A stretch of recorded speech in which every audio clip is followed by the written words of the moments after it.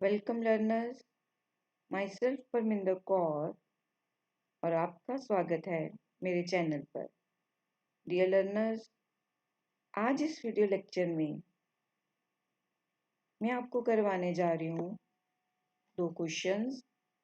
First question है, what are the structural elements of MIS। जैसे कि आप स्क्रीन पर देख रहे हो, MIS has the following elements in its structure. कौन कौन से एलिमेंट्स हैं? First is input, then analysis and processing. Next is storage and retrieval, output and flow. These are the elements जो MIS के स्ट्रक्चर में होते हैं.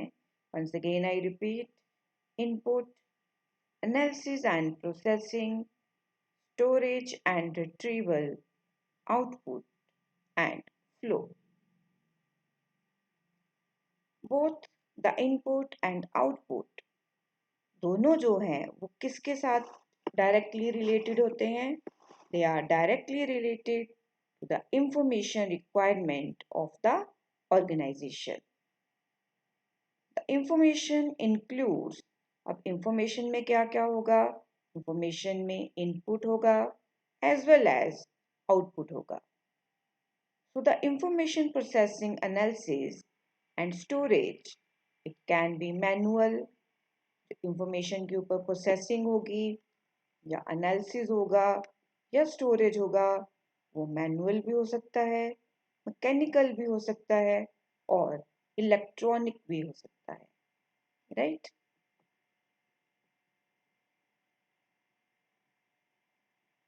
फर्स्ट ऑफ ऑल इंफॉर्मेशन को क्या किया जाता है?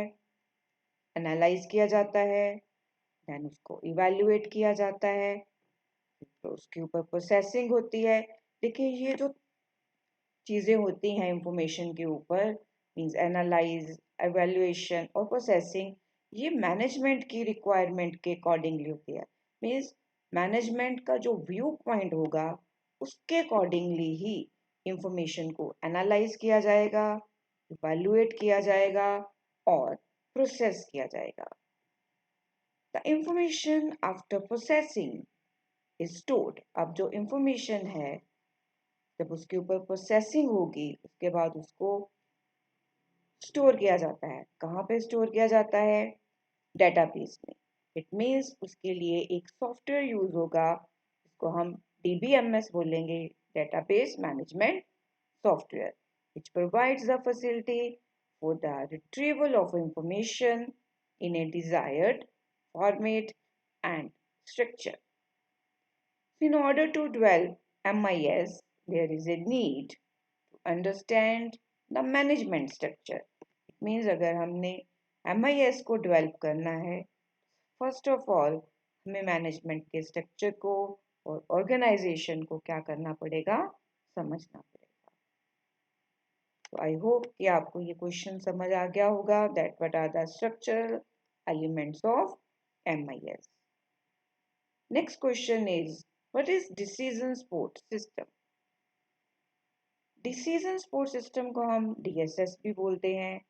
It is an information system. ये एक इंफॉर्मेशन सिस्टम है that allows the decision maker to combine his or her judgement with the computer output. It means कि ये जो है ये अनस्ट्रक्चर्ड प्रॉब्लम्स को सॉल्व करने में हेल्प करता है। ये ऐसा सिस्टम है जो डिसीजन मेकर को उसके जजमेंट को कंप्यूटर की आउटपुट के साथ कंबाइन करके डिसीजन लेने में हेल्प करता है। जैसे कि आप स्लाइड में देख रहे हो, in a human machine interface for producing meaningful information to support decision making process. The system aids in solving all types of problems.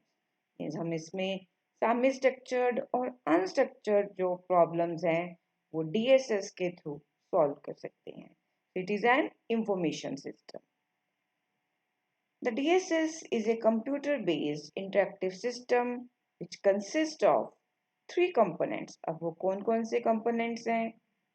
First is language system, second is knowledge system, and third one is problem processing system.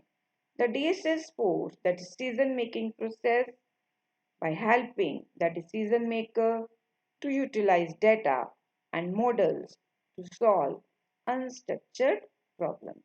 जो DSS है ये decision लेने में help करता है, right, और mostly ये unstructured problems को सॉल्व करने में जो डिसीजन मेकर है उसकी हेल्प करता है. What is unstructured problems? Unstructured problems वो प्रॉब्लम्स होती हैं जिसको हम किसी रूल्स या प्रोसीजर के बिना सॉल्व कर पाए, मीन्स किसी सपोर्ट सिस्टम से जिसको हम सॉल्व कर पाए उनको हम क्या बोलते हैं? अनस्ट्रक्चर्ड प्रॉब्लम्स बोलते हैं. तो आई होप कि आपको ये दोनों क्वेश्चन समझ आ गए हैं. इस वीडियो लेक्चर में इतना ही. Thanks for watching. Thanks for your time.